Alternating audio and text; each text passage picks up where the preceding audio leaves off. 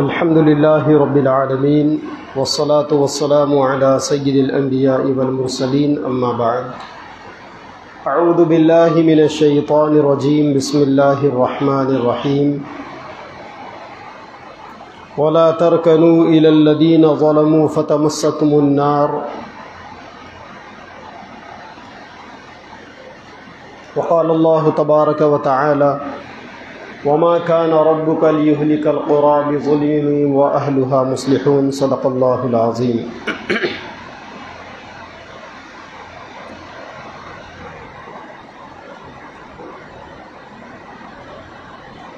عزیز دوستوں، پردہ نشین عزت دار ماں اور بہنوں، اللہ تبارک و تعالیٰ نے ہم سب کو ایمان کی دولت سے مالا مال فرمایا۔ روئے زمین کی سب سے بڑی دولت ایمان ہے، توحید ہے، اللہ کو ایک ماننا ہے۔ کسی مسلمان کا اس سے بڑا نقصان کچھ اور نہیں ہو سکتا کہ اس کا ایمان ہی اس کے ہاتھ سے چلا جائے۔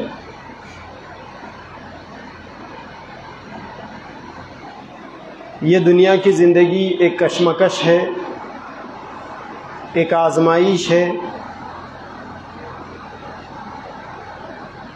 موت تک کے لیے۔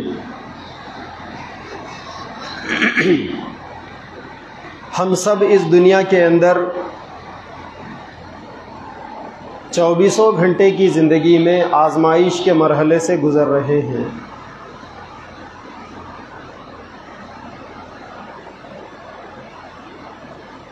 قرآن مجید میں اللہ تبارک و تعالیٰ نے فرمایا وَلَنَبْلُوَنَّكُمْ بِشَيْءٍ مِّنَ الْخَوْفِ وَالْجُوعِ وَنَقْصٍ مِّنَ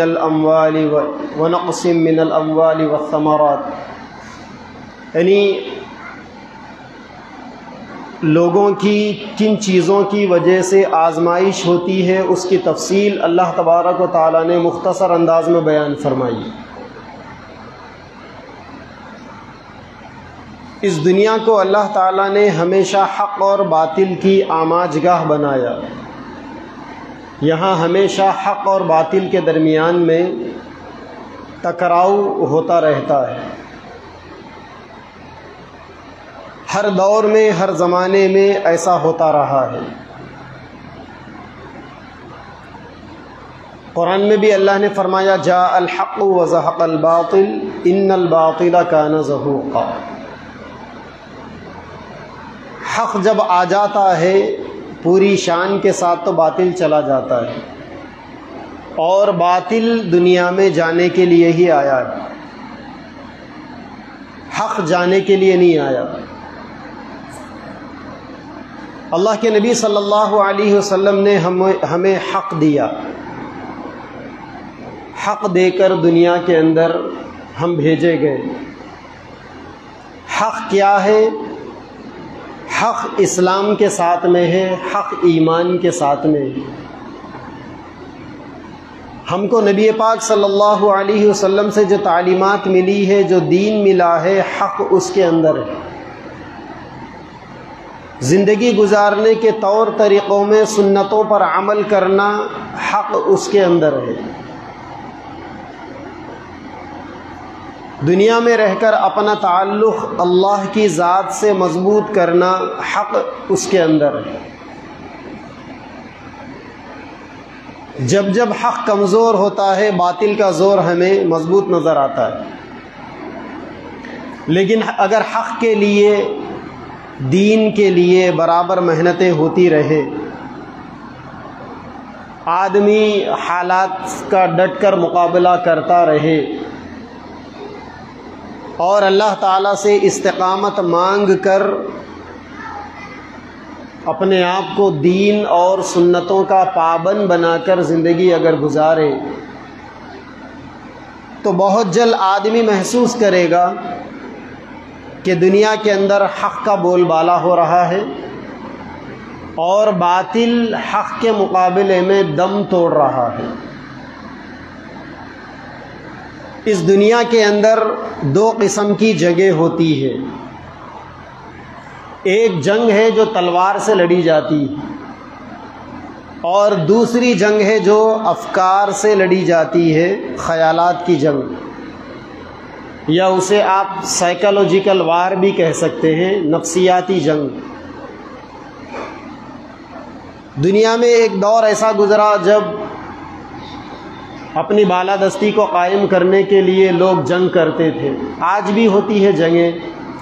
آج کل رشیا اور یوکرین کی بھی جنگ چل رہی ہے، اور ادھر سے ادھر سے بہت سارے لوگ علانیہ طور پر چپکے اس کا حصہ بنے ہوئے۔ تو دنیا کے اندر ہتھیاروں کی جنگ ہوتے رہتی، لیکن ہم مسلمانوں کو باطل سے، غیروں سے ہمیشہ ہتھیاروں کی بھی جنگ کا سامنا رہا، اور افکار کی جنگ کا بھی ہمیشہ سامنا رہا۔ اور باطل نے ہر دور کے اندر، ہر زمانے کے اندر مسلمانوں کو ہتھیاروں کی جنگ سے زیادہ نفسیاتی جنگ کے اندر مسلمانوں کو شکست دینے کی، ہرانے کی کوشش کی۔ آج کا یہ زمانہ سائیکالوجیکل وار کا زمانہ ہے۔ آپ دیکھتے ہیں جو اکثر نوجوان ہیں یہاں پر، جو انٹرنیٹ کی دنیا سے وابستہ ہے، سوشل میڈیا کا نالج رکھتے ہیں، آج کل سائبر وار چلتا ہے۔ سامنے والوں کے فائلوں کو، ان کے سائٹس کو، ان کے سسٹم کو ہیک کرنا، اس میں حملہ کرنے والا سامنے نظر نہیں آتا، کس کی طرف سے ہمارے اوپر اٹیک ہو رہا ہے سمجھ میں نہیں آتا، لیکن بیٹھے بیٹھے آدمی کی سلطنت ختم ہو جاتی ہے۔ سائبر اٹیک جو ہوتا ہے نا، تو ایسے ہی دنیا کے اندر مسلمانوں کو ہر زمانے کے اندر سائیکالوجیکل اٹیک کا بھی سامنا کرنا پڑا، نفسیاتی جنگ کا مسلمانوں کو سامنا کرنا پڑا۔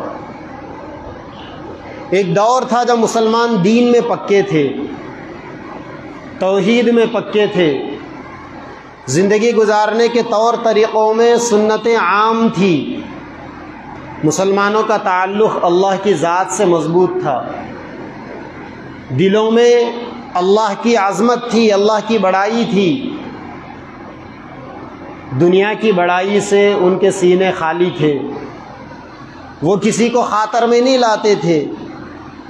تو اس دور کے اندر مسلمانوں کو جنگ کے میدان میں ہرانا بھی ناممکن تھا، اور افکار کی جنگ میں مسلمانوں کو ہرانا بھی ناممکن تھا۔ لیکن جیسا جیسا مسلمانوں کے دلوں میں ایمان کی جگہ، توحید کی جگہ، اللہ کی عظمت، اللہ کی بڑائی کی جگہ دنیا کی چیزوں کی محبتیں آ گئی۔ کولر بند کر دو، تھوڑا سا برداشت کرو، موسم کو، ٹھنڈی ہوائیں چل رہی ہے۔ فَإِنَّ عِبَادَ اللَّهِ لَيْسُوا بِالْمُتَنَعِّمِينَ، جو اللہ والے ہوتے ہیں وہ سیف زون کی لائف مینٹین نہیں کرتے، اپنے آپ کو بہت زیادہ آرام میں بھی نہیں رکھنا چاہیے۔ جس بزرگ کی فضائل اعمال پڑھی جاتی ہے، حضرت شیخ زکریا صاحب رحمۃ اللہ علیہ، قطب عالم، برکت العصر، امام الاولیاء، انہوں نے اپنی پوری زندگی میں کبھی پنکھا چالو نہیں کیا، کبھی فین کی ہوا انہوں نے زندگی میں نہیں لی تھی۔ 80-82 سال کی زندگی تھی، دنیا سے چلے گئے، دین کو روشن کرتے ہوئے آج قبریں بھی روشن ہیں، ان کے چرچے بھی روشن ہیں۔ 40-45 سال عرصہ ہو گیا دنیا سے جا کر۔ تو جب مسلمان ان چیزوں میں پکے تھے تو مسلمانوں کو ہرانا سامنے والوں کے بس کی بات نہیں تھی، لیکن جیسا جیسا مسلمانوں کے دلوں کے اندر سے ایمان کمزور ہوتا گیا، توحید کمزور پڑتی گئی، اللہ اور اس کے نبی سے تعلق کمزور پڑتا گیا، تو پھر مسلمانوں کو حالات کا سامنا کرنا پڑا۔ مسلمان ہتھیاروں کی جنگ کے اندر بھی بچھڑتے چلے گئے، اور افکار کی جنگ کے اندر بھی پچھڑتے چلے گئے۔ آج کے اس دور کے اندر مسلمانوں کو ان دونوں جنگوں سے سامنا ہے، اور آج کا یہ میدان، آج کے دور کے اندر جو جنگ کا میدان ہے وہ ہتھیار سے زیادہ افکار کی جنگ کا میدان ہے۔ یہ جو سوشل میڈیا آپ دیکھ رہے ہیں، اس سوشل میڈیا کے ذریعے سے مسلمانوں پر نفسیاتی دباؤ، سائیکالوجیکل پریشر بنایا جا رہا ہے۔ آج کے دور کے اندر مسلمانوں کو اپنے خیالات میں، اپنے جذبات میں، اپنے حوصلوں میں، اپنے ارادوں میں پہلے سے زیادہ مضبوط بن کر رہنے کی ضرورت ہے، لیکن اس کا الٹا ہو رہا ہے۔ سوشل میڈیا کے ذریعے سے ہمارے اوپر دباؤ بنایا جاتا ہے، کوئی ایک نیوز آتی ہے، کوئی ایک ویڈیو وائرل ہو جاتا ہے تو ہم اسے دیکھ کر نفسیاتی پیشنٹ بن جاتے ہیں، ڈپریشن کے اندر چلے جاتے ہیں۔ یہ باطل کی ایک سوچی سمجھی چال ہے جس راستے سے وہ مسلمانوں پر حملہ کرنا چاہتے ہیں۔ کیوں؟ کیونکہ انہیں سب سے بڑی الرجی یہ ہے کہ اگر مسلمان آرام سے بیٹھا رہے، اگر مسلمانوں کو وقت مل جائے تو یہ اپنے ایمان کو مضبوط کریں گے، اور ایمان کو مضبوط کرنے کے ساتھ مسلمان اسلام کا ماننے والا ہے تو اسلام کو اللہ نے عالمگیر مذہب دے کر بھیجا۔ مسلمان ایک عالمگیر مذہب، گلوبل ریلیجن کو ماننے والا ہے مسلمان۔ اسلام کے اندر اللہ تعالیٰ نے پوری دنیا کی لیڈرشپ کی کوالٹی رکھ دی، دنیا کو کیسا لیڈ کرنا، قوموں کو کیسا لے کر چلنا، یہ ساری چیزیں آپ کو صرف اسلام میں ملے گی، اسلام کے علاوہ کہیں اور نہیں ملے گی۔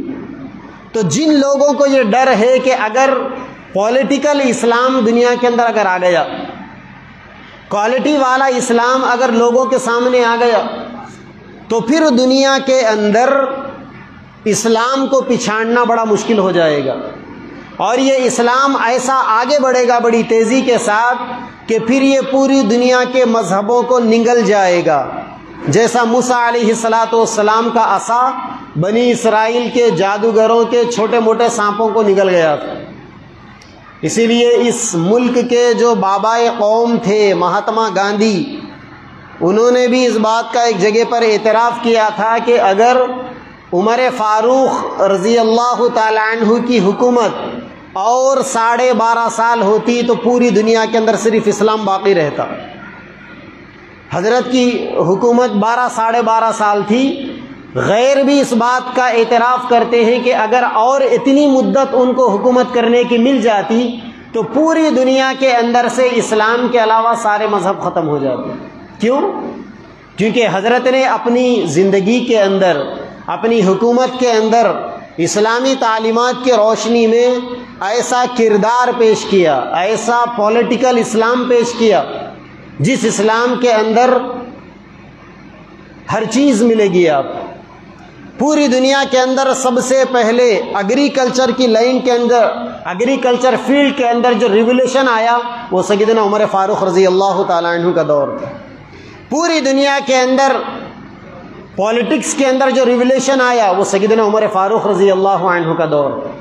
پوری دنیا کی اگر آرمی کا، فوج کا، جنگوں کی تاریخ کی اگر آپ اسٹڈی کریں گے تو دنیا کے اندر جو انقلاب آیا وہ سیدنا عمر فاروق رضی اللہ عنہ کے زمانے میں انقلاب آیا۔ آپ کی یہ موجودہ حکومت بیواؤں کو جو پینشن دیتی ہے، معذوروں کو جو پینشن دیتی ہے، یا ریٹائرمنٹ کا جو پینشن آتا ہے، یہ ساری چیزیں سیدنا عمر فاروق رضی اللہ تعالیٰ عنہ نے شروع کی تھی۔ کبھی تاریخ پڑھیے، حضرت کی سیرت کو پڑھیے، ان کے زندگی کے حالات کو پڑھیے، ان کے حکومت کرنے کے رنگ ڈھنگ کو پڑھیے تو آپ کو پتہ چلے گا۔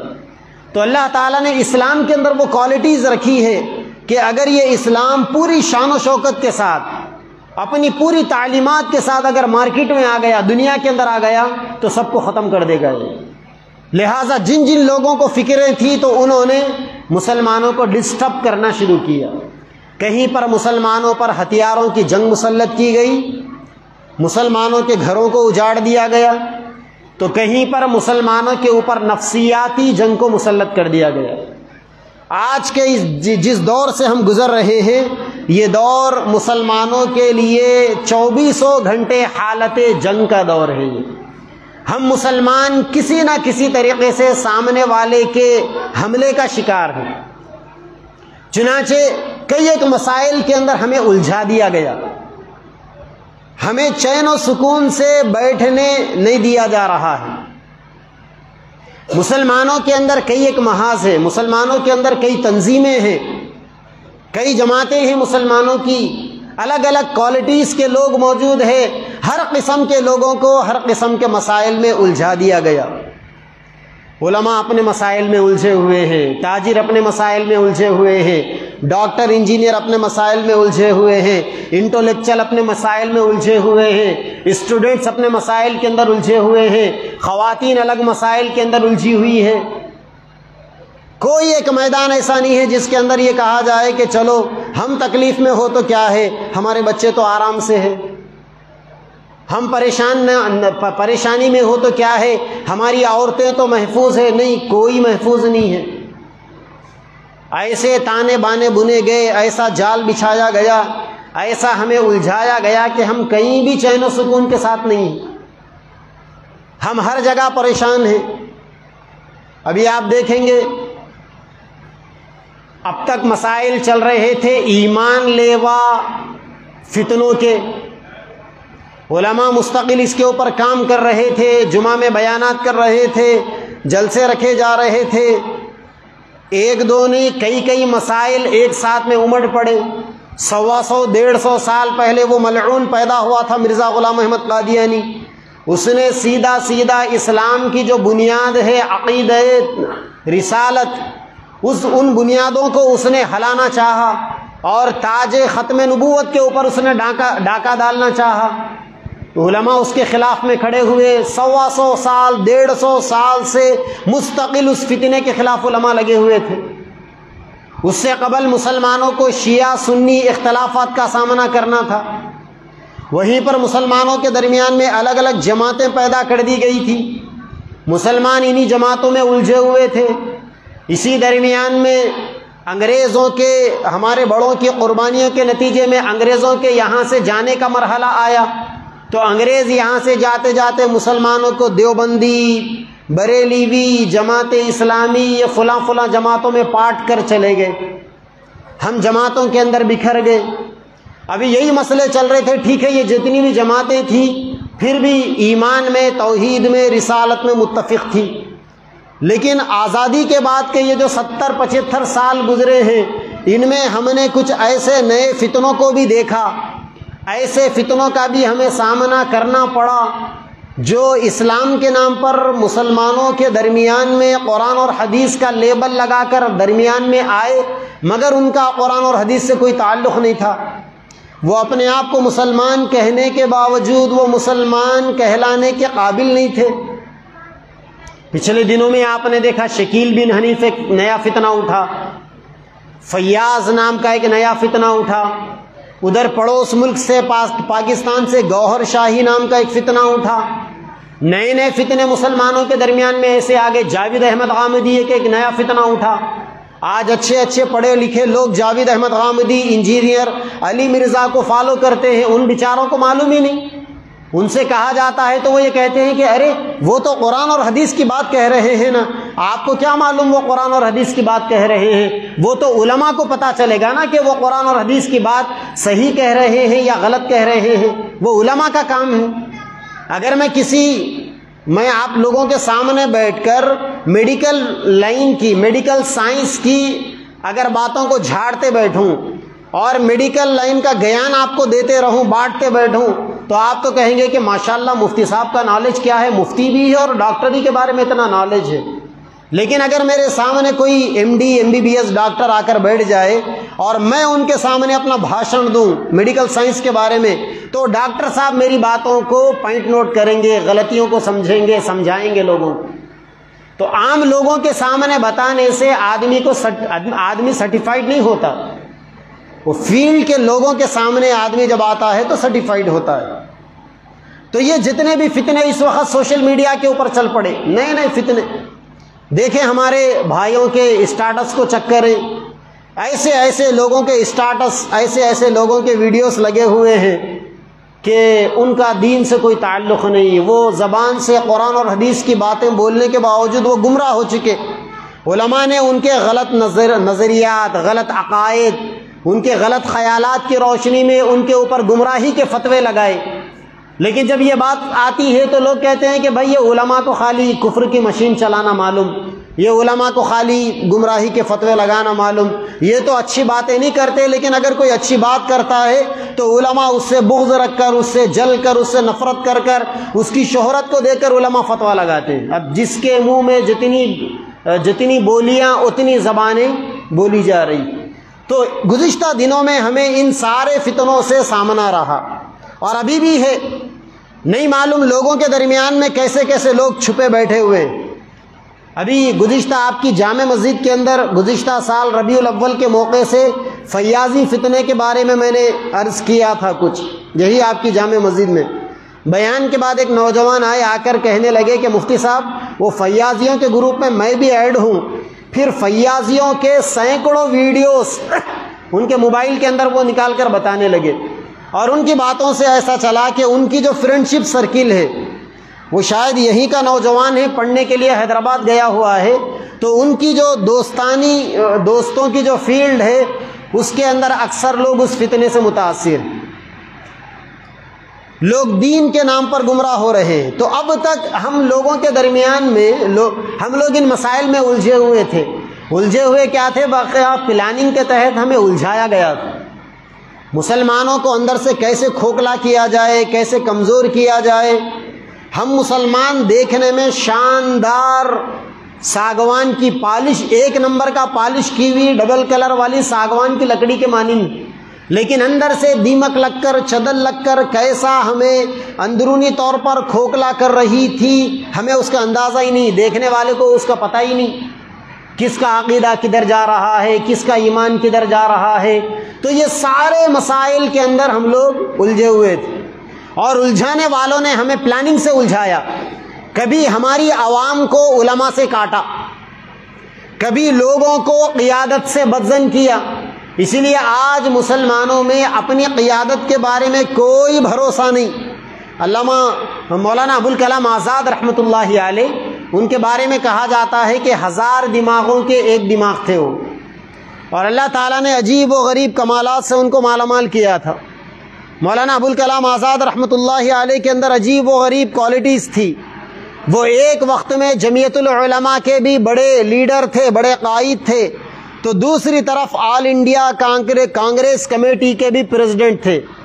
اور مولانا ابوالکلام آزاد رحمۃ اللہ علیہ جب آل انڈیا کانگریس کمیٹی کے پریزیڈنٹ بنے، یہ وہ زمانہ تھا جب کہ کانگریس کمیٹی کے بنے ہوئے تقریباً 60 سال ہو چکے تھے، اور ان 60 سالوں کے اندر کانگریس پارٹی ہر 2 سال میں اپنے پریزیڈنٹ کو بدلتی تھی۔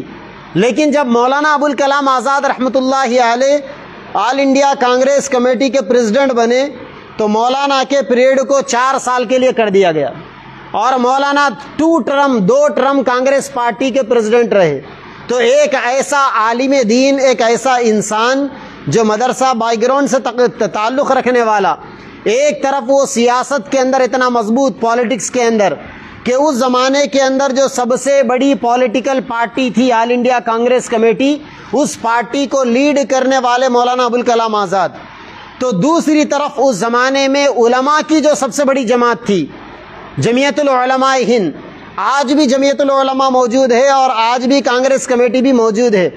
اس زمانے کے اندر کانگریس میں بھی بڑے بڑے دگج لیڈر تھے، اور اس زمانے میں جمعیت العلماء میں بھی بڑے بڑے دگج علماء، کیسے کیسے اکابر۔ لیکن مولانا ابوالکلام آزاد ایک ایسے آدمی تھے جو دونوں جگہ کے بڑے تھے، جمعیت العلماء میں بھی ان کی پہچان تھی اور آل انڈیا کانگریس کمیٹی کے اندر بھی ان کی پہچان تھی۔ تو مولانا ابوالکلام آزاد رحمۃ اللہ علیہ نے ایک بڑی اچھی بات کہی۔ انہوں نے کہا کہ اگر دنیا 10,000 سال کی بھی ہو جائے تو دنیا سے 2 چیزیں کبھی ختم نہیں ہو سکتی۔ لوگوں نے پوچھا کہ وہ کیا چیزیں ہیں، تو حضرت نے بتایا کہ کافر قوم کا تعصب، وہ 72 حوروں کے بارے میں پتہ چلا کہ کوئی مووی آئی ہوئی ہے، اور الگ الگ اسٹوریز، یہ سوشل میڈیا کے ذریعے سے مسلمانوں کے دماغوں کے اوپر مسلسل حملے ہو رہے ہیں۔ وہیں پر علماء کے بارے میں بدظن کیا جاتا، علماء کے بارے میں بتایا جاتا کہ یہ جاہل قوم ہے، انہیں کچھ آتا جاتا نہیں، اور ایسے زرخرید لوگوں کو، کوڑی کے دام کے لوگوں کو جو 4000 ایک ڈبیٹ کے اوپر بکتے ہیں، ایسے لوگوں کو ٹوپی لگا کر، داڑھی چھڑوا کر کرتا پیجامہ پہنا کر لا کر نیوز چینلوں کے اوپر بٹھا دیا جاتا ہے، اور اس کے اندر آ کر وہ اپنی جہالت کا اظہار کر کر پوری مسلم قوم کی بربادی اور ان کی غلط پہچان کا وہ ذریعہ بنتے۔ یہ چیزیں مسلسل لگی ہوئی ہے ہمارے ساتھ میں، ایک طرف ایمان لیوا فتنے، ایک طرف عقائد کے بگاڑ والے فتنے، تو دوسری طرف سوشل میڈیا کے ذریعے سے یہ سب کچھ، اور یہی سب کچھ ہو رہا تھا۔ اس درمیان میں ایک نیا فتنہ ہمارے درمیان میں جنم لے گا۔ وہ نئی چیز اچانک ہمارے درمیان میں آ گئی بھگوا لو ٹراپ کے نام سے۔ آپ نے دیکھا کہ اچانک ایک ایسی بارش ہوئی جہالت کی، اس بارش کے نتیجے میں لوگوں کے بنجر دماغوں والی زمین کے اوپر ایسے شکوک اور شبہات پیدا کرنے والے بے شرم کے درخت پیدا ہو گئے کہ 2-4 ویڈیو اس کے اندر کیا آ گئے، 2-4 علاقوں کی نیوز کیا آ گئی۔ اب ہمارے لوگ اتنے متاثر ہو گئے اور اتنا زیادہ اس سے متاثر ہو کر لوگوں کے دماغوں کے اندر یہ وسوسے آنے لگے کہ اچھے پڑھے لکھے لوگ تعداد ہزاروں لاکھوں تک کی بتانے لگے، اور سوشل میڈیا پر یہ وائرل ہونے لگا کہ 50,000 مسلمان بچیاں، 70,000 مسلمان بچیاں، اتنے لاکھ مسلمان، 10 لاکھ مسلمان بچیاں برقعے والیاں بٹو والوں کے ساتھ میں فرار ہو گئی، اپنے گھر بار کو چھوڑ دی، دین و ایمان کا انہوں نے خاتمہ کر لیا۔ یہ ساری چیزیں جب آنے لگی تو اب سوشل میڈیا کے اوپر ہمارا نوجوان، ہمارا مسلمان، ہمارے مرد، ہماری عورتیں صبح سے شام تک اسی قسم کی مس انفارمیشن کو فارورڈ کر رہی، صبح سے شام تک اسی کو ڈالتے جا رہے۔ کوئی ایک ویڈیو آ گیا، کوئی اگر بھاگ گئی تھی اس کا کوئی انٹرویو آ گیا، اسی کو وائرل کر رہے ہیں، اسی کو شیئر کر رہی۔ کوئی ایسے ہی بھاگ گئی تھی، سامنے اس کا استحصال ہوا، پھر اس کا مرڈر کر دیا گیا، اس کو کاٹ دیا گیا، اس کو جلا دیا گیا، اس کو پھانسی کے پھندے پر لٹکا دیا گیا، یا اس کو پتھر سے کچل دیا گیا، یا اس کو شوٹ کر دیا گیا۔ اب وہ ویڈیو وائرل ہو رہی ہے۔ اب یہ ہماری قوم دیکھ دیکھ کر، پہلے ہی سے ہماری قوم ذہنی مریض تھی، اب اس کو دیکھ دیکھ کر اور زیادہ ذہنی مریض، اور زیادہ ڈپریشن کا شکار، اور زیادہ سامنے والوں کے سائیکالوجیکل وار کا شکار۔ یہ ساری چیزوں میں ہم اتنے الجھ گئے کہ ہمیں کبھی اس کا موقع ہی نہیں ملا کہ ہمیں کرنا کیا ہے۔ حالات تو بگڑے ہوئے آئیں گے ہمارے سامنے، لیکن ان حالات کا مقابلہ کیسا کرنا ہے، کبھی ہمیں موقع ہی نہیں ملا کہ 4 عقل مند لوگ سر جوڑ کر بیٹھ جاتے اور بیٹھ کر کوئی فیصلہ کرتے اور کسی نتیجے پر پہنچتے، اور یہ جو حالات آ رہے ہیں ان حالات کا کوئی ٹھوس لائحہ عمل بناتے اور کوئی اچھا اس کا حل نکالتے۔ اس کا موقع ہی نہیں ملا ہمیں۔ چنانچہ جب سے یہ بھگوا لو ٹراپ آیا، لوگ اسی کے اندر اسی قسم کی نیوز کو پڑھ کر سن کر دوسروں تک پہنچانے کو ثواب سمجھ بیٹھے ہوئے۔ لوگوں کو پتہ ہی نہیں، احساس ہی نہیں، کبھی یہ جائزہ لیتے ہی نہیں کہ یہ سب حالات کیوں پیش آ رہی۔ ہمیں پتہ چلنا چاہیے کہ اسلام نے، اسلام کی پاکیزہ تعلیمات میں پردے کا ایک ٹھوس نظام ہے۔ اسلام پردے کی پابندی کا اتنا اہتمام کراتا ہے۔ گھر کے باہر کی باتیں تو الگ باتیں ہیں، بات کی باتیں گھر کے اندر، جہاں ہم ایک جوائنٹ فیملی کے اندر زندگی گزارتے ہیں، جہاں ایک گھر کے اندر 2 بھائی 4 بھائی اور سب شادی شدہ، کوئی بھائی بڑا ہے، کوئی منجلا، کوئی تیسرا، کوئی چوتھا بھائی ہے، سب کی الگ الگ بیویاں ہیں، آپس میں رشتے ہیں، بھائیوں کے درمیان میں رشتہ، آنے والی وہ گھر کی عورتوں کے درمیان میں رشتہ، کوئی کسی کی ننن ہے، کوئی کسی کی بھاوج ہے، کوئی دیورانی ہے، کوئی جٹھانی ہے، کوئی کسی کا جیٹھ ہے تو کوئی کسی کا دیور ہے۔ اسلام کے اندر پردے کا، حیا کا، شرعی پردے کا اتنا ٹھوس نظام موجود ہے۔ اللہ کے نبی نے فرمایا الحمو کالموت۔ جہاں مسلمان جوائنٹ فیملی کے اندر زندگی گزار رہا ہو، جہاں گھر کے اندر 1 سے 2-4 بھائی ہو، سب کے نکاح ہو چکے ہو، تو ایک بھائی کی عورت کے لیے اس کے دیوروں کے سامنے، جیٹ کے سامنے نکلنے کا کیا حکم ہے؟ تو اللہ کے نبی نے فرمایا الحمو کالموت۔ یہ دیور جو ہے نا، دیور، یہ موت کے مانند ہے۔ کیا مطلب موت کے مانند ہونے کا؟ موت کے مانند ہونے کا مطلب یہ ہے کہ موت کی تکلیف کو ایک عورت برداشت کر سکتی ہے، لیکن دیور کے ساتھ بے پردگی کی جو نحوست ہے یا اس کا جو گناہ ہے، اس کے بدلے میں جہنم میں جو اذیت، جو تکلیف اٹھانی ہے، عورت اس کو برداشت نہیں کر سکتی۔ اسی لیے اللہ کے نبی نے پہلے ہی سرحد قائم کر دی دیور اور بھاوچ کے درمیان، جیٹ اور بھاوچ کے درمیان، فرمایا کہ بالکل شرعی پردہ۔ قرآن مجید کے اندر حرام رشتے حلال رشتوں کو کھول کھول کر بیان کر دیا گیا۔ جو حرام رشتے ہیں غیر محرموں کے سامنے، چاہے وہ مرد ہو یا عورت ہو، نکلنے کی اجازت نہیں ہے۔ اللہ کے نبی نے نگاہوں کی حفاظت کے بارے میں فرمایا کہ یہ نگاہیں کیا ہے؟ النظر سہم مسموم من سہام ابلیس۔ ہماری نظر جب سامنے والوں پر پڑتی ہے، مرد کی نظر غیر عورت پر یا غیر عورت کی نظر غیر مرد پر پڑتی ہے، تو یہ ایک زہر آلود تیر ہے۔ اگر تیر کو زہر میں ڈبو کر اگر کسی کو نشانہ بنا کر مار دیا جائے تو کیا ہوگا؟ سیدھا فوری مرے گا وہ۔ ایک تو یہ تیر کا زخم اسے گھائل کرے گا، اور اس تیر کے اندر جو زہر لگا ہوا ہے فوری اس کے باڈی کے اندر پوائزن پھیلائے گا، آدمی جان سے چلا جائے گا۔ سانپ جب انسان کو ڈستا ہے تو کیا ہوتا ہے؟ سانپ اپنے پھن کے ذریعے سے اپنے زہر کو انسان کے جسم میں منتقل کرتا ہے۔ وہ جیسا ہی جسم کے اندر منتقل ہوتا ہے تو پھر فوری آدمی کی موت واقع ہو جاتی۔ تو اللہ کے نبی نے فرمایا کہ اگر کسی خنجر کو، کسی تیر کو زہر میں ڈبا کر اگر مار دیا جائے تو جیسا سامنے والے کی فوری جان چلے جاتی ہے، ایسا ہی میرے نبی نے فرمایا اگر کوئی مرد غیر عورت کو دیکھے یا کوئی عورت غیر مرد کو دیکھے تو فوری اس کا ایمان چلا جاتا ہے۔ اس کا تعلق انسان کے ایمان سے ہے، حیا سے ہے۔ اسی لیے میرے نبی نے فرمایا حیا اور ایمان دو ملی ہوئی چیزیں ہیں، جہاں ایک چیز رخصت ہو جاتی ہے وہاں سے دوسری چیز بھی ختم ہو جاتی۔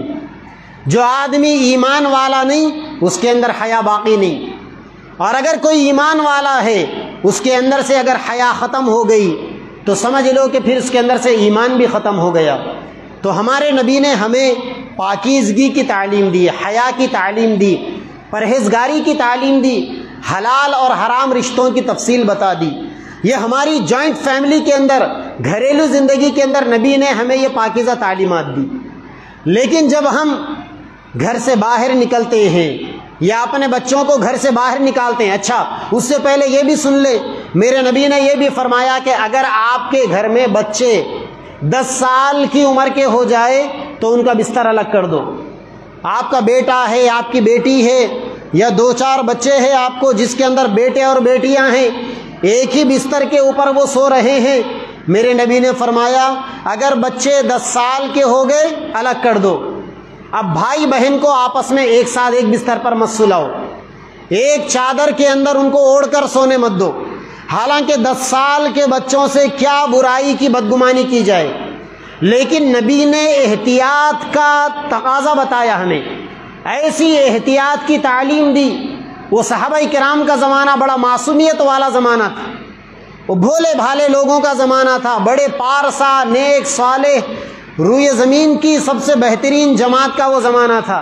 آپ حیرت کریں گے، ابھی چند سال پہلے امریکہ کے بارے میں وہاں کے ایک اسکول کی رپورٹ آئی تھی اخبار کے اندر، منصف اخبار کے اندر جو حیدرآباد سے نکلتا ہے، اردو روزنامہ، اس کے اندر یہ رپورٹ آئی تھی کہ امریکہ کے اندر 11 سال کا بچہ 9 سال کی بچی دونوں آپس میں ملوث ہو گئے، ماں باپ بن گئے۔ میرے نبی کے فرمان کے 1400 سال کے بعد دنیا یہ تباہ کاریاں دیکھ رہی، پہلے بھی دیکھی ہے دنیا نے ان تباہ کاریوں کو، لیکن میرے نبی نے لوگوں کو باحیا بنایا، حیا کی چادر دی اور حیا کی غیرت کی تعلیم دی۔ نبی نے فرمایا کہ بچے 10 سال کے ہو جائیں بستر الگ کر دو، بھائی اور بہنوں کو ایک ساتھ سونے مت دو، ایک بستر پر ایک چادر اوڑھ کر سونے مت دو۔ نبی نے پارٹیشن کر دیا تھا، احتیاط کی تعلیم دی تھی نبی نے، بچپن سے تربیت کا گر سکھایا تھا نبی نے۔ لیکن کیا ہوا، ہم گھر کے ماحول کے اندر بھی دین کو، شرعی پردے کو لاگو نہیں کر سکے۔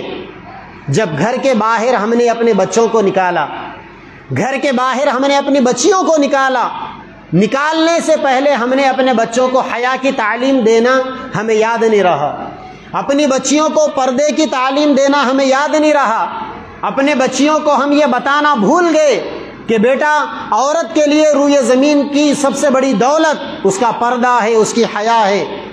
عورت کے لیے سب سے بڑا خزانہ اس کا زیور نہیں، بلکہ اس کا سب سے بڑا زیور، اس کی سب سے بڑی خوبصورتی اس کے حیا اور پاک دامنی کے اندر، اس کے اپنے جسم کو چھپانے کے اندر۔ لیکن ہم نے عصری تعلیم کے نام پر، بچوں کو اچھی تعلیم دینے کے نام پر اسکولوں کے حوالے کر دیا، کالجوں کے حوالے کر دیا، بے دین ماحول کے حوالے کر دیا، کو ایجوکیشن کے حوالے کر دیا۔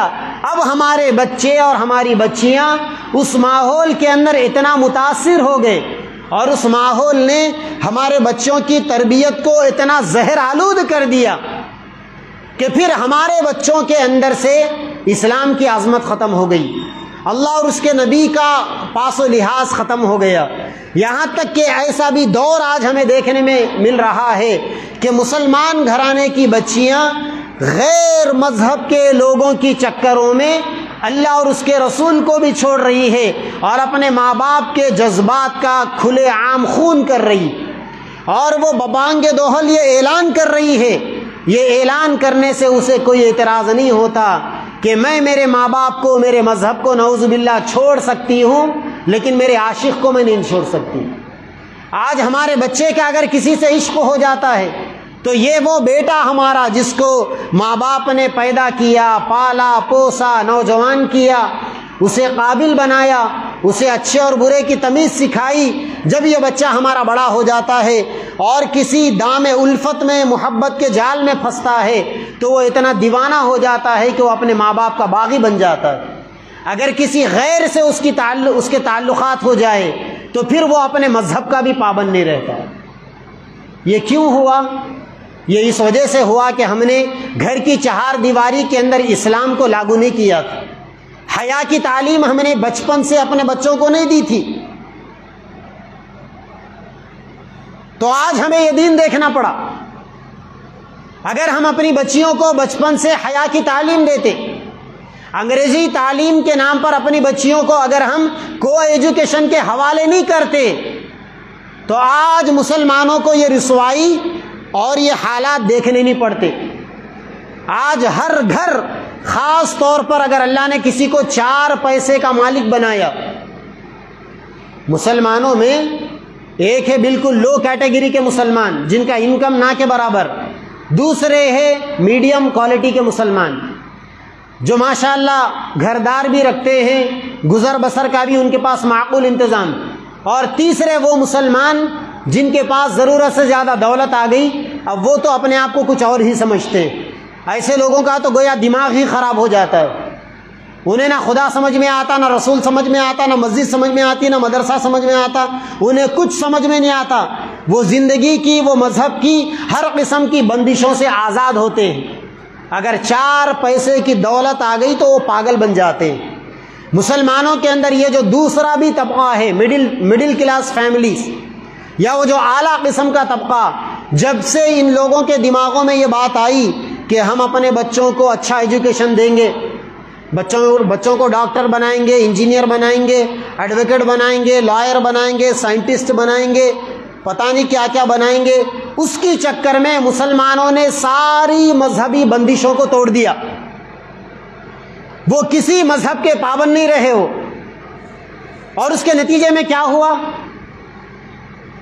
آپ کا خانہ پور شہر ماشاءاللہ، یہاں بھی اللہ تعالیٰ نے مسلمانوں کو باحیثیت بنایا، اکثر مسلمان پیسے والے یہاں پر۔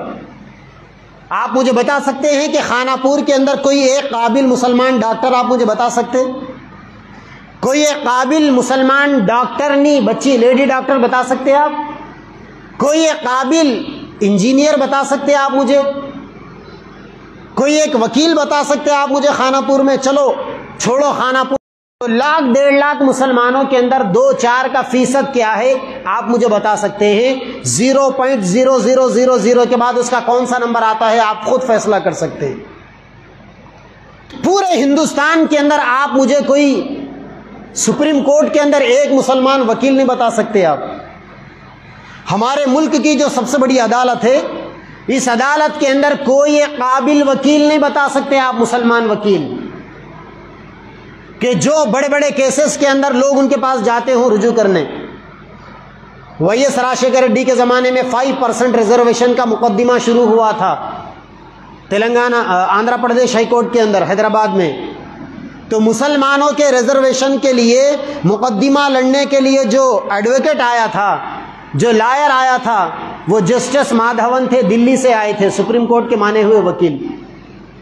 3 طلاق کا جب مسئلہ آیا، 3 طلاق بل کا مسئلہ، یا بابری مسجد کا جب مسئلہ آیا، تو مقدمہ لڑنے والے کون تھے؟ نان مسلم وکیل تھے. کوئی مسلمان وکیل نہیں تھا 3 طلاق کی پیروی سپریم کورٹ میں کرنے والا، یا بابری مسجد کے مقدمے کی اللہ کے گھر کو بچانے کی پیروی کرنے والا. اور ابھی بھی گیان واپی جامع مسجد کا جو مقدمہ چل رہا ہے، ان مقدمات کی پیروی کرنے والے بھی پورے ایڈوکیٹ نان مسلم ہیں، کوئی مسلمان نہیں. مسلمان ان کو پیسے دے دے کر اللہ کے گھروں کی حفاظت کے مقدمات لڑا رہے ہیں. تو بھائی جو مسلمان عصری تعلیم ہائر ایجوکیشن انگلش میڈیم کرنے والے، پورے ملک کے 20-25 کروڑ مسلمان مل کر ایک وکیل پیدا نہیں کر سکے اب تک، ایک ڈھنگ کا بزنس مین پیدا نہیں کر سکے اب تک. اگر کہا جائے تو وہ سپلا والے یوسف حامد صاحب کا ایک ہی نام آتا ہے، وہ وپرو والے عظیم پریم جی صاحب، ان کا کوئی مذہبی اینگل آج تک مجھے تو نہیں ملا. یہ 2-4 لوگوں کا نام لے کر بس ہماری قوم 20-25 کروڑ لوگوں کے اندر ایک بزنس مین. آپ مجھے بتائیے مسلمانوں کے اندر کتنے بزنس انٹرپرینر ہیں؟ بتائیے آپ مجھے. مسلمانوں کے اندر کتنے قابل ڈاکٹر ہیں؟ بتائیے آپ مجھے. نہیں بتا سکتے آپ. کتنے بزنس مین مسلمانوں میں؟ نہیں بتا سکتے. کتنے بلڈر ہیں مسلمانوں میں؟ اگر ہے بھی تو چنا لگانے والے آپ کو ملیں گے. دھوکے بازی، بٹے بازی. جبھی بھی آپ بایو ڈاٹا دیکھتے ہیں بچوں کے رشتوں کے لیے، بچہ کیا کرتا، بچی کے لیے پیغام آیا، بچہ کیا کرتا؟ ریئل اسٹیٹ کرتا. بچے کا بھائی کیا کرتا؟ ریئل اسٹیٹ کرتا. باوا کیا کرتے؟ ریئل اسٹیٹ کرتے. بچے کے بہن بھائی کیا کرتے؟ ریئل اسٹیٹ کرتے. دوسرے بہن بھائی کیا کرتے؟ ریئل اسٹیٹ کرتے. ارے اللہ کی پناہ، اسٹیٹ کم ہے، ریئل اسٹیٹ کرنے والے زیادہ ہیں. زمینیں کم ہیں، دلالی کرنے والے زیادہ ہیں، بروکری کرنے والے زیادہ ہیں. ابھی کل رات آپ کے نرمل میں میرا پروگرام تھا، وہاں میں نے وہاں کے کچھ ذمہ دار لوگوں سے کہا کہ ماشاءاللہ پورے تلنگانہ میں آپ کا نرمل زمینوں کے سلسلے میں، پلاٹنگ کے سلسلے میں کافی مشہور ہے. تو کہنے لگے کہ ہاں بہت مشہور ہے. ایک زمین کے اوپر 18 آدمی کھڑے ہوئے ہیں اور سب کے ہاتھ میں اسی زمین کے ڈاکومنٹ. کون فیک ہے اور کون اتھینٹک ہے کچھ نہیں معلوم. یہ حالت ہے. بٹے بازی، چوری، ڈکیتی، غنڈہ گردی، مرڈر کرنا. کوئی اگر کسی کا ایک مرڈر کر دیا ڈان بن گیا ہو. میرے نبی نے فرمایا کہ قیامت کے قریب مرڈر اتنا عام ہو جائے گا کہ مارنے والے کو یہ پتہ نہیں چلے گا کہ میں کیوں مرڈر کر رہا ہوں، اور مرنے والے کو بھی پتہ نہیں چلے گا کہ مجھے کیوں مارا جا رہا ہے. بِأَيِّ ذَنبٍ قُتِلَتْ، کس جرم کے بدلے میں انسان کا مرڈر ہوگا کچھ نہیں پتہ چلے گا. وہ جہالت آپ کو اس قوم میں ملے گی. تو جس قوم کے اندر تعلیم کے نام پر یہ دیوالیہ پن ہو کہ ان کی بچیاں وہاں جا کر مذہب کی پابند نہ رہے، دین کی پابند نہ رہے، خدا اور اس کے رسول کی تعلیمات کی پابند نہ رہے، بلکہ جو ماں باپ بچیوں کو وہاں تک بھیج رہے ہیں ان ماں باپ کی بھی وہ فکری اعتبار سے باغی بن جائے، ماں باپ کو چھوڑنے کے لیے تیار ہو جائے، تو پھر مسلمانوں مجھے آپ بتاؤ کہ ایسی تعلیم دلا کر آپ نے بچوں کو قابل بنایا، یا آپ ہر اعتبار سے خودکشی کے دلدل میں اپنے آپ کو حوالے کر چکے تھے؟ اسی لیے ہمیں چاہیے کہ ہم بچپن سے گھروں کے اندر بچوں کو دینی تعلیم دیں، گھروں کے اندر شرعی پردے کو نافذ کریں، اور جہاں کو ایجوکیشن ہے وہاں ہرگز بھی اپنے بچیوں کو نہ ڈالیں. بڑی عجیب بات ہے جب علماء کہتے ہیں تو لوگ کہتے ہیں کیا کریں، چھوٹی بچی ہے نا. ارے بچیوں کو حیا اور پاک دامنی بچپن سے ہی سکھائی جاتی. اگر آپ بچپن سے بچیوں کو حیا نہیں بتائیں گے، پردے کی پابندی نہیں بتائیں گے، یہ بچی جوان ہو کر پردے کی پابندی نہیں کرے گی. یاد رکھنا، اس کے اندر جو بغاوت آتی ہے وہ بچپن سے ہی آتی ہے. میں ملیشیا گیا تھا، ملیشیا میں آپ جہاں بھی جائیں گے ہر جگہ مسلمانوں کا نقاب ملے گا. ملیشیا کا جو ٹوٹل جو پاپولیشن ہے، جو آبادی ہے وہاں کی 60% مسلمان ہے، اور 30% چائنیز لوگ ہیں، اور 10% انڈین ہندو ہیں۔ آپ ملیشیا میں جہاں بھی دیکھیں گے دو ہی چیزیں آپ کو ملے گی، یا تو انگریز وہ چائنا والے ملیں گے 30%، ان کی عورتیں ہر جگہ ننگی پھرتے ہوئے ملے گی، آدھا جسم چھپائی ہوئی آدھا جسم کھلا، اور باضابطہ وہ چال کے تحت کہ کس طریقے سے ملیشیا کی مسلمان عورتوں کو بے حیا بنایا جائے۔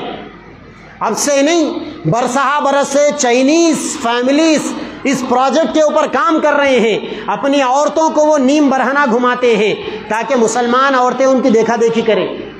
لیکن آج ان کے 80 سال کی محنتوں کے بعد بھی آپ جائیں گے تو ایک بھی مسلمان بچی آپ کو ہاف کپڑوں میں نہیں دکھے گی، یا تو وہ انڈین دکھیں گے ہندو یا چائنیز دکھیں گے۔ میں 5-6 مرتبہ ملیشیا گیا، کبھی میں نے کسی ایک عورت کو بھی وہ غیر معتبر لباس میں نے نہیں دیکھا۔ وہاں چھوٹی سے چھوٹی معصوم بچی سے لے کر 70, 80, 90 سال کی بوڑھی عورت کو بھی آپ نقاب میں دیکھیں گے، حجاب میں دیکھیں گے۔ تو میں نے وہاں کے ایک مولانا سے پوچھا کہ بھائی یہاں اتنا پردے کا اہتمام کیسے؟ تو انہوں نے یہ کہا کہ بھائی یہاں ہمارے پاس اگر کسی گھر میں، مسلمان گھر میں بچی پیدا ہوتی ہے تو بچی کے پیدا ہونے کے ساتھ ہی اس کو نقاب پہنا دیا جاتا ہے۔ یہ نہیں کہا جاتا کہ ارے اب تو کھلے کپڑوں میں پھرنے دو، جوان ہوگی تو پردہ خود ہی کر لے گی، نہیں۔ اس کا نتیجہ کیا ہوا؟ اس کا نتیجہ یہ ہوا کہ ان کے ماحول میں، ان کے معاشرے میں 40% لوگ، 40% عورتیں ننگی پھر کر ان کو بھی ننگی بنانے کے اندر وہ ناکام ہو چکی ہو۔ برسہ برس کئی پیڑھیوں کی محنتوں کے بعد بھی وہ ناکام ہو چکی۔ وجہ یہ ہے کہ ماں باپ بچی پیدا ہوتے ہی اس کو نقاب پہنا دیتے ہیں، بچپن سے بچیوں کو حجاب پہنا دیتے ہیں۔ یہی وجہ ہے کہ آپ حج کو جائیے، عمرے کو جائیے، اللہ تعالی ہم سب کو بار بار وہاں جانا نصیب فرمائے۔ آپ وہاں جائیں گے، وہاں آپ اسکارف خریدنے کے لیے جائیں گے تو جگہ جگہ آپ کو ملیشیا اور انڈونیشیا کا ہی اسکارف ملے گا۔ وہاں پر جتنے لوگ حج کو جاتے ہیں بچیوں کے لیے، عورتوں کے لیے اسکارف لاتے ہیں، نقاب لے کر آتے ہیں، وہ سارے کے سارے یا تو ملیشیا کے بنے ہوئے یا انڈونیشیا کے بنے ہوئے۔ انہوں نے حجاب کا اتنا اہتمام کیا کہ آج وہ پوری دنیا کو حجاب بانٹنے والے ہو گئے، اور ہم اپنے گھروں کے اندر اپنی بچیوں کو ہم نے حجاب نہیں پہنایا تو ہماری بچیاں ایمان بیچنے والی بن گئی۔ وہ تعداد کتنی ہے ہمیں نہیں معلوم، 1 لاکھ بچیاں بھاگی، 10 لاکھ بھاگی، 50,000 بھاگی، ارے ایک بھی اگر بچی جائے تو معمولی بات ہے۔ 20-25 کروڑ مسلمانوں میں اگر ایک بچی بھی مرتد ہو جائے، غیر کے ساتھ بھاگ جائے، وہ بھی ہمارے لیے ناقابل قبول ہے، ہم اسے ایکسیپٹ نہیں کر سکتے۔ اسی لیے میرے بھائیوں، پیاری بہنوں، آج جو تعلیمی اسکولز جو ہے، کالجز جو ہے، وہاں اپنے بچیوں کو بھیجنے سے پہلے ان چیزوں کا اہتمام کرنا بڑا ضروری۔ اسی لیے ضروری ہے کہ اپنے بچیوں کو دینی تعلیم دلائیے۔ آپ کے پاس ماشاءاللہ چل رہا ہے ادارہ، یہاں انگلش میڈیم کی تعلیم کے ساتھ نکالیے، وہاں سے یہاں ڈالیے۔ ہونا تو یہ چاہیے تھا کہ ہمارے مسلمان ماشاءاللہ کروڑ پتی، آپ کہیں بھی پوری ریاست میں بلکہ پورے انڈیا میں کہیں بھی چلے جائیے، بڑے بڑے فنکشن ہال چلانے والے آپ کو مسلمان ملیں گے، لیکن کسی علاقے کے اندر ماڈل اسکول کو کوالٹی ایجوکیشن دینے والا مسلم مینجمنٹ کا بہت کم ملے گا آپ کو۔ بڑے بڑے شہروں کے اندر ایک آدھ اسکول بھی بڑی مشکل سے ملے گا جہاں کوالٹی ایجوکیشن، جہاں علماء کی نگرانی میں، شریعت کے دائرے میں، دین کی تعلیمات کی روشنی میں بچوں کو عصری تعلیم کا اہتمام کیا جائے، نہیں ملے گا آپ کو۔ کیا آج مالداروں کی یہ ذمہ داری نہیں ہے؟ علماء تو اپنی ذمہ داری پوری کر رہے ہیں، بیانوں کے ذریعے، جلسوں کے ذریعے، جمعہ کے خطابات کے ذریعے، آرٹیکلز لکھ کر، مجلے شائع کر کر، میگزینز کے اندر مضامین لکھ کر، علماء تو اپنی ذمہ داری پوری کر رہے ہیں، امت کو جگا رہے ہیں، قوم کو جھنجھوڑ رہے ہیں۔ لیکن امت کے مالداروں کی کیا ذمہ داری تھی؟ یہ مالدار جگہ جگہ کے اندر اسکولز قائم کرتے، علماء کرام کی نگرانی میں اسکولز چلاتے، کو ایجوکیشن کے سسٹم کو لات مارتے، بچیوں کے لیے الگ کلاس، بچوں کے لیے الگ کلاس کا انتظام کرتے، انہیں 10 تک پہنچاتے، اور مسلمان جگہ جگہ پر کالجز قائم کرتے۔ لیکن ہم نے اس فیلڈ پر محنت نہیں کی، ہم نے اس میدان میں کام نہیں کیا۔ ابھی کرناٹکا کے اندر آپ نے دیکھا حجاب کا مسئلہ آیا، تب یہ ضرورت محسوس کی گئی کہ مسلمانوں کے اپنے کالج ہونے چاہیے، اور اللہ معاف کرے بعض علاقوں کے اندر جو مسلم مینجمنٹ اسکولز چل رہے ہیں وہ چلانے والے بھی دین بیزار لوگ، علماء بیزار لوگ. وہ کہنے کو تو مسلم مینجمنٹ کا اسکول ہے مگر وہاں پر بھی دین کی شریعت کی کھلم کھلا دھجیاں اڑائی جاتی، دھجیاں اڑائی جاتی. ابھی حال کے اندر ناندیڑ کے ایک مسلم مینجمنٹ اسکول کا ویڈیو وائرل ہوا تھا. وہ بچے غیر شرعی عمل کرتے ہوئے ویڈیو قید ہو گیا، وائرل ہو گیا. ایک مولوی صاحب وہاں بازو میں ٹھہرے ہوئے تھے. بعد میں وہ مولوی صاحب کو کافی ٹرول کیا گیا کہ آپ کی موجودگی کے اندر بچوں نے یہ شرکی عمل کیسے کر دیا. مسلم مینجمنٹ کے اسکول سے وہاں یوگا کرایا جا رہا ہے، سرسوتی کی وندنا کروائی جا رہی ہے، وہاں سوریہ نمسکار کروایا جا رہا ہے. یہ کیا ذہنی پستی ہے، یہ کیا ذہنی دیوالیہ پن ہے. اب تک یہ بھگوا لوٹ راپ کا مسئلہ چل رہا تھا اور اب یہ تازہ مسئلہ آ گیا. آپ کی سیکولر سمجھے جانے والی تلنگانہ گورنمنٹ نے 3 دن پہلے اعلان کیا کہ یہ جو 12 جون سے اکیڈمک ایئر شروع ہوگا ہر اسکول کے اندر یوگا کرنا ضروری ہوگا. یوگا کیا ہے؟ مختصر انداز میں اپنی بات کو بیان کر بات کو ختم کروں. اصل آپ کو بیان حضرت مولانا سید مظہر قاسمی صاحب نقشبندی مجددی دامت برکاتہم کا سننا. میں تو مختصر بات کرنے کے لیے آپ کے درمیان میں بیٹھا ہوں. انشاءاللہ چند منٹوں میں اپنی بات کو میں نمٹاؤں گا. ہماری نہیں، انڈین گورنمنٹ نے 2020 کے اندر ایک بل پاس کیا NEP کے نام سے. وہ NEP کیا ہے؟ New education policy. یعنی ہمارے اس ملک کے اندر یہ جو ایجوکیشن سسٹم ہے نا، جو سلیبس ہے اسکولوں میں، کالجوں میں، یونیورسٹیوں میں، یہ سلیبس آزادی سے پہلے کا بنا ہوا ہے. آزادی سے پہلے ایک مشہور ماہر تعلیم انگریز تھا برٹش کا، جس کا نام تھا لارڈ میکالے. اس کا بنایا ہوا سلیبس آج بھی اسکولوں کے اندر چل رہا ہے. لارڈ میکالے کا یہی وہ سلیبس ہے کہ جس کو پڑھنے کے بعد ہمارا بچہ اگر 4 یا 5ویں کلاس پڑھ لے تو وہ ماں باپ کا باغی بن جاتا ہے. اسلام کی تعلیمات بچوں کو ماں باپ کا فرما بردار بناتی ہے.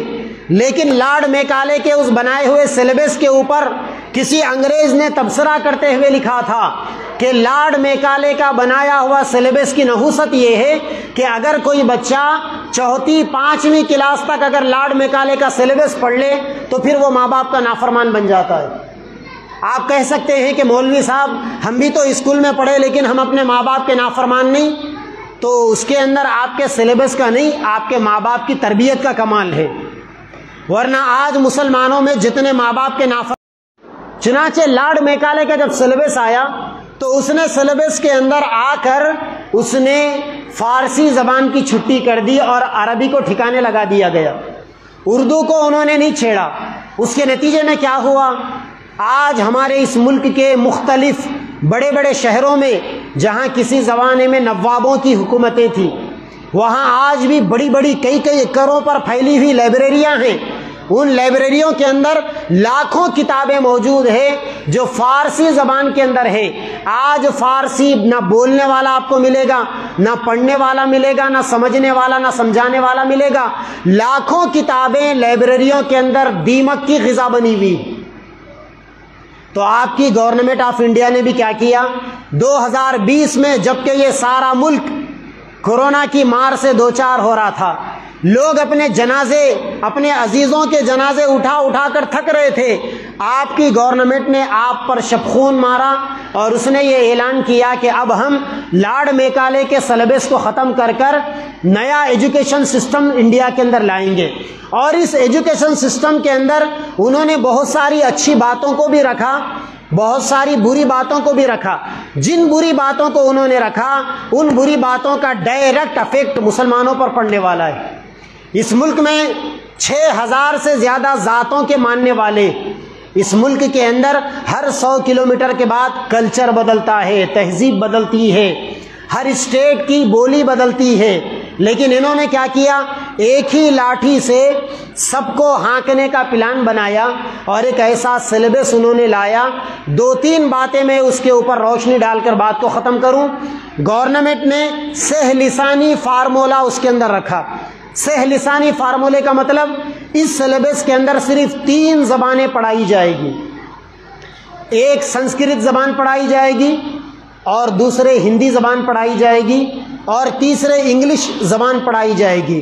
اس کے علاوہ کوئی اور زبان اسکولوں میں پڑھائی نہیں جائے گی. یعنی کیا مطلب ہوا؟ مطلب یہ ہوا کہ یہ سہ لسانی فارمولہ لانچ ہونے کے بعد، یہ قانون پر عمل ہونے کے بعد، اسکولوں میں یہ ایجوکیشن سسٹم فالو ہونے کے بعد، بچے نہ تیلگو سیکھ سکیں گے، نہ کنڑ سیکھ سکیں گے، نہ مراٹھی سیکھ سکیں گے، نہ ملیالم سیکھ سکیں گے، نہ تمل سیکھ سکیں گے، نہ پنجابی سیکھ سکیں گے. جتنی ریجنل لینگویجز ہیں، اسٹیٹ لینگویجز ہیں، لوکل لینگویجز ہیں، یا جو مدر ٹنگ ہے، وہ ساری زبانیں ختم ہو جائے گی. یہاں تک کہ اسکولوں میں اردو بھی نہیں پڑھا سکیں گے. یہ 3 لینگویج کی بنیاد پر جب اسکول چلیں گے تو اس کا سیدھا مطلب یہ ہے کہ بہت جلد ایک ایسا دور آئے گا کہ جب پورے اردو میڈیموں کو ختم کر دیا جائے گا، اور دینی مدارس کے اندر بھی چونکہ اردو عربی پڑھائی جاتی ہے اس کو بھی ختم کر دیا جائے گا. سنسکرت کیوں پڑھائیں گے؟ اچھا، اس کا ایک قانون ہے کہ اسکولوں کے اندر مذہبی تعلیم نہیں پڑھا سکتے. مسلمان قرآن نہیں پڑھا سکتا، کرسچن بائبل نہیں پڑھا سکتا، یہودی تورات نہیں پڑھا سکتا، اور اگر کوئی سردار جی ہے تو وہ اسکولوں کے اندر گرو گرنتھ صاحب ان کی مذہبی کتاب نہیں پڑھا سکتے.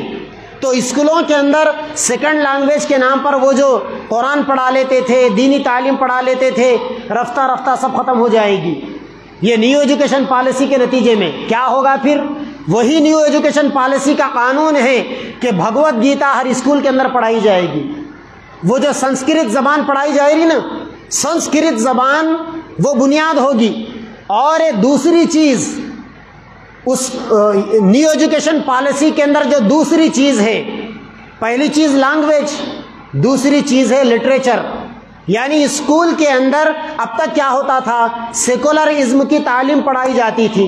ہمارے بچے جب اسکول کو جاتے تھے تو اس کو مسجد کا چاپٹر، اسلام کا چاپٹر، مندر کا چاپٹر، ہندوازم کا چاپٹر، گرودوارے کا چاپٹر بھی پڑھایا جاتا تھا اس میں. لیکن یہ جو نیو ایجوکیشن پالیسی ہے، اب جو نیا سلیبس بن کر آئے گا، اس سلیبس کے نتیجے میں سیکولر ایجوکیشن کو ختم کر دیا جائے گا. اور نیو ایجوکیشن پالیسی کے اندر باضابطہ لکھا ہوا ہے کہ ہماری تعلیم کی بنیاد ویدانتا نظام تعلیم پر ہوگی. یہ ویدانتا نظام تعلیم کیا ہے؟ ویدانتا نظام تعلیم کا مطلب ویدوں کی بنیاد پر بچوں کو ایجوکیشن دیا جائے گا. وید کسے کہتے ہیں؟ یجروید، سام وید، اتھر وید، آپ نے سنا ہوگا نام. ان کی بڑی بڑی مذہبی کتابوں کے نام ہیں. اس کے اندر کیا پڑھایا جائے گا؟ منو پڑھایا جائے گا. منوواد. منوواد کا مطلب انسانوں کو غلام بنانا، اتی پچھڑا بنا کر رکھ دینا. اور وہ برہمن واد، یعنی ایک قوم اٹھے گی اوپر اور وہ یہ کہے گی کہ ہم خدا کے سر سے پیدا ہوئے، بقیہ جو شودر وغیرہ جو ذاتیں ہیں یہ گھٹیا ذاتیں ہیں. یہ ایک ویدنتا نظام تعلیم ہے. یہ نیو ایجوکیشن پالیسی یہ کہتی ہے کہ سیکولرزم والے ایجوکیشن کو ختم کر دیا جائے گا اور ویدنتا والے نظام تعلیم کو برپا کیا جائے گا. اور اب تک کیا ہو رہا تھا؟ لارڈ میکالے کا سلیبس چل رہا تھا. اس کے اندر لکھا ہوا ہے کہ اب ہمارا یہ نیو ایجوکیشن پالیسی آنے کے بعد لارڈ میکالے کا سلیبس ختم ہو جائے گا. تکشیلا اور نالندہ کا سلیبس چلے گا. نالندہ کا نام سنا آپ نے؟ ہسٹری پڑھی ہوگی آپ نے نالندہ کی. بہار کے ایک ضلع ہے نالندہ بہار کا. وہاں ہزاروں سال پہلے ایک یونیورسٹی بنی تھی نالندہ یونیورسٹی کے نام سے. کچھ کم 1500 سال، 150، 2000 سال پرانی یونیورسٹی. تو اس یونیورسٹی کا ایک تھیوری ہے، اس کا ایک ایجوکیشن سسٹم ہے. تو ہماری گورنمنٹ آف انڈیا نے یہ کہا کہ ہم جو ایجوکیشن لا رہے ہیں اس کی بنیاد لارڈ میکالے کا ایجوکیشن نہیں ہوگا، وہ سلیبس نہیں ہوگا، بلکہ تکشیلا اور نالندہ کا سلیبس ہوگا. تو میرے بھائیوں یہ چیزیں، اور اس کے اندر ایک چیز ہے میوزک اور ایک چیز ہے کلچر. کلچر کے نام پر اس میں کیا کیا جائے گا؟ سارے مذہب کی باتوں کو ختم اور ہندوازم کا پرچار اس میں کیا جائے گا. چنانچہ اس کے اندر باضابطہ لکھا ہوا ہے کہ روزانہ بچہ کلاس شروع ہونے سے پہلے یوگا کرے گا، सरस्वती की वंदना करेगा, सूर्य नमस्कार करेगा और हरे ओम करेगा, क्लास उस वक्त तक शुरू नहीं होगी जब तक कि क्लास में बच्चे इज्तिमाई तौर पर हरे राम हरे कृष्णा के नारे नहीं लगाएंगे। अभी आपके बच्चे जब 12 जून से स्कूलों में जाएंगे तो वहां जाते ही उनके सामने योगा मिलेगा उनको। मुसलमानों भाइयों बहनों सुनो, आपका मुसलमान बच्चा अब काफिर बनने के लिए जा रहा है स्कूल, अब क्या करेंगे आप? कैसे बचाएंगे अपने बच्चों के दीन और ईमान को आप? अब तक उलमा बोल बोल कर अपने हलक को सुखा लिया, गलों को खराब कर लिया, बोलने वाले दुनिया से चले गए बोलते बोलते, जो बाकी रह गए बोल बोल कर मिटे जा रहे हैं। लेकिन कौम की आंखें कभी नहीं खुली थी। आज सेकुलर समझे जाने वाली गवर्नमेंट ने योगा को लाजिम कर दिया। बाज मुसलमान ये कहते हैं, कम पढ़े लिखे मुसलमान जिन बिचारों को नहीं मालूम, वो ये कहते हैं कि योगा एक स्टाइल है वर्जिश का। नहीं, योगा वर्जिश का स्टाइल नहीं है। योगा क्या है मैं आपको भगवत गीता के हवाले से पढ़कर बताऊंगा। मुख्तसर सा एक चैप्टर है भगवत गीता, पेज नंबर 44 का, सुनकर आपको पता चलेगा कि योगा किस चीज का नाम है। हिंदुओं के जो भगवान जिसको मानते हैं ये लोग कृष्ण जी ने अर्जुन से कहा था योगा के बारे में, योगा का तरीका बताते हुए कृष्ण जी ने अर्जुन से कहा, ये बात मैं अपनी तरफ से नहीं बोल रहा, ये बात आपको भगवत गीता के अंदर मिल जाएगी। भगवत गीता के अंदर नगमे तौहीद मिलेगा आपको, यानी वहां भी एक अल्लाह की, अब उनका अल्लाह उसका कॉन्सेप्ट अलग है। मुसलमानों का अल्लाह अल्लाह है, उनका अल्लाह ओम है या राम है या जो भी है। तो उनके भगवत गीता के अंदर अल्लाह के बारे में जो तराने वहां पर मौजूद हैं, उस तराने के अंदर एक उशलूक है, बाज़ाब्ता एक चैप्टर है। अर्जुन ने कृष्ण जी से पूछा था कि ये योगा का तरीका क्या है, तो कृष्ण जी ने अर्जुन से कहा, क्या कहा? आदमी को चाहिए कि तन्हाई में साफ सुथरी जगह पर बैठ जाए, और कैसा बैठे? ऐसा बैठे कि बिल्कुल हरकत ना करे, अपना सर, अपनी गर्दन और अपनी पीठ की हड्डी को बिल्कुल सीधा कायम रखे इस तरीके से, और अपनी नज़र को सिर्फ नाक की नोक पर जमाए, यानी दोनों आंखों से इस तरीके से देखे। जिस तरीके से सजदे में जाकर आप सजदे में नाक के मकाम को देखते हैं, तो इस तरीके से उन्होंने तरीका योगा का क्या बताया? अपना सर, अपनी गर्दन, अपनी पीठ की हड्डी को स्ट्रेट रखे और रखकर क्या करे? अपनी नज़र को सिर्फ नाक की नोक पर जमाए रखे, किसी तरफ ना देखे, इधर उधर ना देखे।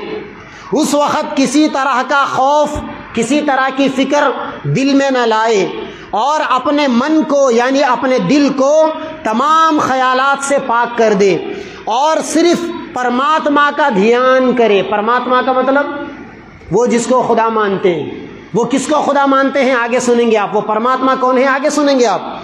परमात्मा का ध्यान करे।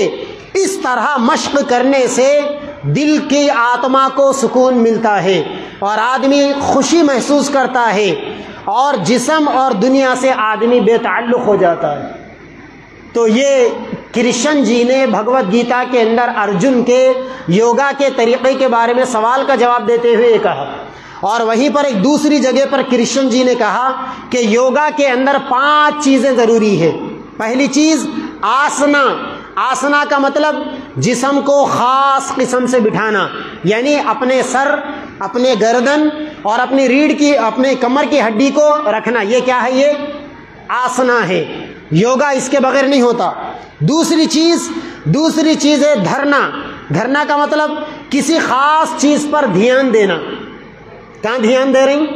नाक की नोक के ऊपर। तीसरी चीज़ है ध्याना। ध्याना का मतलब अपनी आँखों को बंद कर कर मुराकबा करना। मुराकबा करना मतलब परमात्मा को सोचना। वो परमात्मा कौन है? ओम। इसीलिए आपने देखा होगा योगा करने वाला हर थोड़ी देर के बाद ओम ओम कहता है। ये योगा का तरीका है। भगवत गीता के हवाले से मैं आपको बता रहा हूँ। फिर उसके बाद चौथी चीज़ प्राणियाँ। प्राणियाँ का मतलब रूह पर गिरफ्त हासिल करने की कोशिश करना, यानी अपने दिमाग को ख्यालात से बचाना। अभी आपने ऊपर पढ़ा ना अपने चैप्टर में, अपने दिल में दिमाग में ख्यालात आने से बचाना। ये क्या है? प्राणियाँ हैं ये प्राणियाँ। اور پانچویں چیز سوریہ نمسکار، دونوں ہاتھ جوڑ کر سورج کو آداب بجا لانا۔ تو یوگا کا مطلب سورج کی پوجا کرنے کا ایک خاص اسٹائل ہے۔ جو مسلمان یہ کہتے ہیں کہ یوگا ایک ورزش کا نام ہے، سن لو یوگا ورزش کا نام نہیں۔ اور بعد میں اخیر میں ذرا مہاتما گاندھی جی کی بھی سن لیجئے وہ کیا کہتے ہیں۔ ایک جگہ پر مہاتما گاندھی جی نے یوگا کے بارے میں یہ بتایا تھا کہ یوگا کا صحیح فائدہ اسی وقت ہوگا جب آدمی مذہبی عمل سمجھ کر نیت کر یوگا کرے۔ اگر کوئی آدمی صرف جسمانی ورزش کے لیے یوگا کرے گا تو پھر ایسے آدمی کو یوگا کا فائدہ نہیں ہوگا۔ یہ بات مہاتما گاندھی جی نے بتائی تھی۔ تو مسلمانوں کو سمجھ لینا چاہیے کہ یوگا برہمنی تہذیب کے اندر، برہمن واد کے اندر عبادت کرنے کا ایک طریقہ ہے، جیسا مسلمان نمازیں پڑھتے ہیں۔ اور اب آپ کی تلنگانہ گورنمنٹ نے آپ کے بچوں کو نئے سال کا، نئے اکیڈمک ایئر 2023 کا آپ کو گفٹ دے دیا کہ آپ کا بچہ اسکولوں میں جا کر یوگا کرے گا۔ اسی لیے اب کیا کریں گے آپ؟ اب سب سے بڑی ضرورت یہ ہے کہ ابھی بھی موقع ہے، مسلمان مالدار سامنے آئے، پیسہ انویسٹمنٹ کرے، علماء کے مشورے لے، علماء کو سرپرست بنائیں، علماء کی نگرانیوں کے اندر اچھے کوالٹی ایجوکیشن والے انگلش میڈیم اسکول قائم کریں۔ اور دوسری بات، جگہ جگہ پر مکتب قائم کیے جائے، مسجدوں کے اندر مکتب ہو۔ باضابطہ اکیڈمک ایئر سے 12 جون سے ہر مسجد میں 100%، 100% مسجد کے اطراف میں رہنے والے بچے اور بچیاں مکتب کے نظام کے اندر شریک ہو۔ اگر ہماری بچیاں 12 سال سے کم عمر کی ہے، مسجد میں آ کر مکتب پڑھے۔ بچے 12 سال سے کم عمر کے ہیں، مسجد میں مکتب پڑھے۔ اگر بچے 12 سال سے زیادہ بڑھ گئے، مسجدوں میں نظام بنے تعلیم بالغان کا، جہاں انہیں فرض دین سکھایا جائے، عقائد، عبادات، معاملات، معاشرت، اخلاقیات بتائے جائے۔ جو بچیاں ہماری 12 سال سے زیادہ کی ہو گئی انہیں مدرسے میں ڈالا جائے، یا پھر ان کے لیے نسواں سینٹر قائم کیے جائے۔ اس وقت باطل نے محنت کر دی، میدان بچھا دیا ہمارے بچوں کو کافر بنانے کا۔ ہمارا بچہ اسکول جائے گا، کفر کی بھٹی کے اندر پک کر آئے گا۔